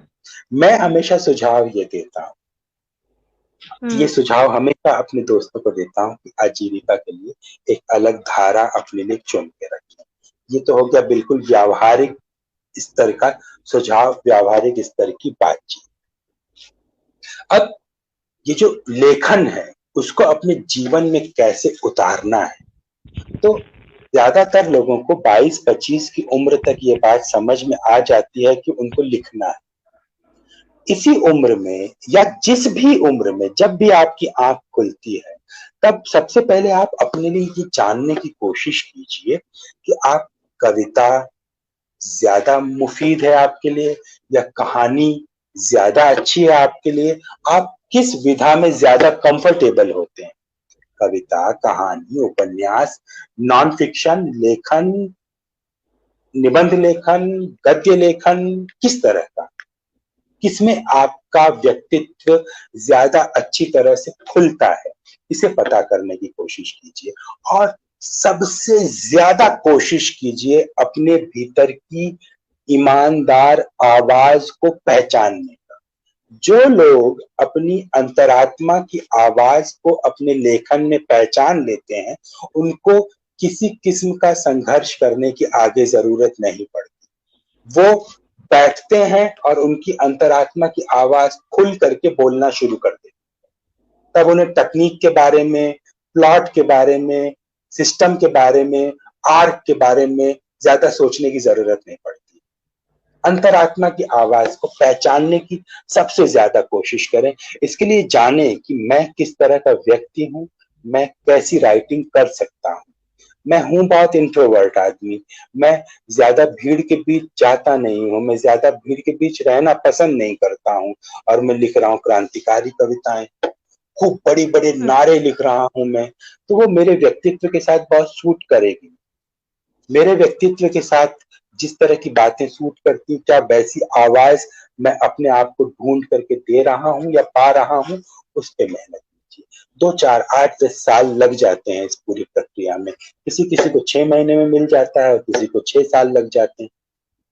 ये पता कर लिया जिस दिन, तब फिर ज्यादा सोचना। लेखन को अपनी जिंदगी बनाने के लिए सबसे पहले, यानी बुनियादी तौर पर, यानी आप लिखते रहिए। ऐसा नहीं कि लिखना छोड़ करके ये सब चीजें पाइए, ऐसा नहीं कि पढ़ना छोड़ के ये सब चीजें पाइए, लिखते पढ़ते रहिए, काम करते रहिए, लेकिन साथ साथ में पहचानने की कोशिश करते रहिए। और आप जब लगातार काम करते रहोगे ना, एक ऑटोमेटिकली भी आपको पता चलता रहेगा कि मैं उस तरह का नहीं हूं, मैं इस तरह का हूं, इस तरह की चीजें मेरे भीतर से निकल रही। इसको पहचान, इस आवाज को पहचान। ये तमाम लिखने वालों, नौजवानों को एक सुझाव तरह मैं देना चाहता हूँ। जी, आवाज, अपनी अपने आवाज़ को भीतर की पहचानिए, हाँ, आवाज और निरंतर अग्रसर रहिए। जी। अंशुमन आर्यन जी का सवाल था सर, एक आखिरी जी। सवाल था कि साहित्यिक संस्थाएं जो भी हैं फेसबुक पे कार्यरत जो हैं, जैसे काव्यपीडिया है, तो इनकी इनके लिए इनकी इनकी प्रगति के लिए या इनकी सक्सेस के लिए कुछ ऐसे टिप्स किस तरीके से और बेहतर जरूर। काम करें? मुझे तो ये देख करके बहुत अच्छा लगता है कि दूर दराज के अंचलों से भी निकल करके लोग इस प्लेटफॉर्म पर आते हैं, एक समूह बनाते हैं। और देखिए, जैसे काव्यपीडिया ही है, अंशुमन ही है, इतना विस्तृत काम, बड़ा काम ये सब कर रहे हैं, नए नए लोगों को जोड़ रहे हैं, नए तरीके से बातचीत कर रहे हैं। ये बहुत इंपॉर्टेंट है, क्योंकि अंततः मैंने कहा ना कि लिंक का बिजनेस ही होता है सब कुछ। तो ये बातों का लिंक इनसे बनता है, इससे एक्टिविटीज का लिंक बनता है। असर तब बनता है किसी चीज का जब आप लगातार सक्रिय रहें। तो काव्यपीडिया इसके पर्टिकुलर इतने महीने, इतना समय हो चुका है इसको, ये मैं चाहूंगा कि अपने क्षितिज का खूब विस्तार करें। सिर्फ एक फेसबुक पेज, इंस्टाग्राम पेज, यहां तक सीमित रहने की बजाय अपने पूरे विजन को विस्तृत करते हुए ऑनलाइन प्रेजेंस पर भी ध्यान दें और ऑफलाइन प्रेजेंस को भी अपनी बढ़ाएं। यानी कल को इस तरह के दूसरे कार्यक्रमों को छोटे शहरों में जाएं, छोटे शहरों में समूहों में, स्कूलों में जाएं, वहां कविता और साहित्य के प्रति जागरूकता फैलाने की कोशिश करें, वहां कुछ कार्यक्रम करें, वहां पर कुछ आयोजन करें। तो इससे भी इनके पूरे, न केवल काव्यपीडिया का बल्कि इस तरह की सारी संस्थाओं का भी क्षितिज विकसित होता है। ये एक बहुत बुनियादी जरूरी बात है, और खासकर हम लोग जिस भाषा में काम कर रहे हैं उस भाषा के लिए तो ये बहुत जरूरी बात है, क्योंकि हमारे स्कूलों में उस भाषा को थोड़ा सा उसकी शिक्षा, उसकी पढ़ाई लिखाई कम करवाई जाती है। तो बड़े होने के बाद हम खुद इस भाषा के प्रति लोगों को ज्यादा से ज्यादा जागरूक भी कर सकते हैं। तो मैं अपनी सारी शुभकामनाएं अंशुमन, काव्यपीडिया, इनको प्रेषित करता हूँ। ये लोग बहुत अच्छा और बड़ा काम कर रहे हैं। और भविष्य, देखिए, साहित्य और भाषा का भविष्य बहुत कुछ आप ही लोगों के कंधे पर टिका हुआ होगा, क्योंकि आप ही लोग चीजों को विस्तार देने में, चीजों को फैलाने में सबसे बड़ी भूमिका निभाएंगे। तो इसलिए आप लोग बहुत महत्वपूर्ण काम कर रहे हैं, और इसे लगातार निरंतरता के साथ करते रहा जाए।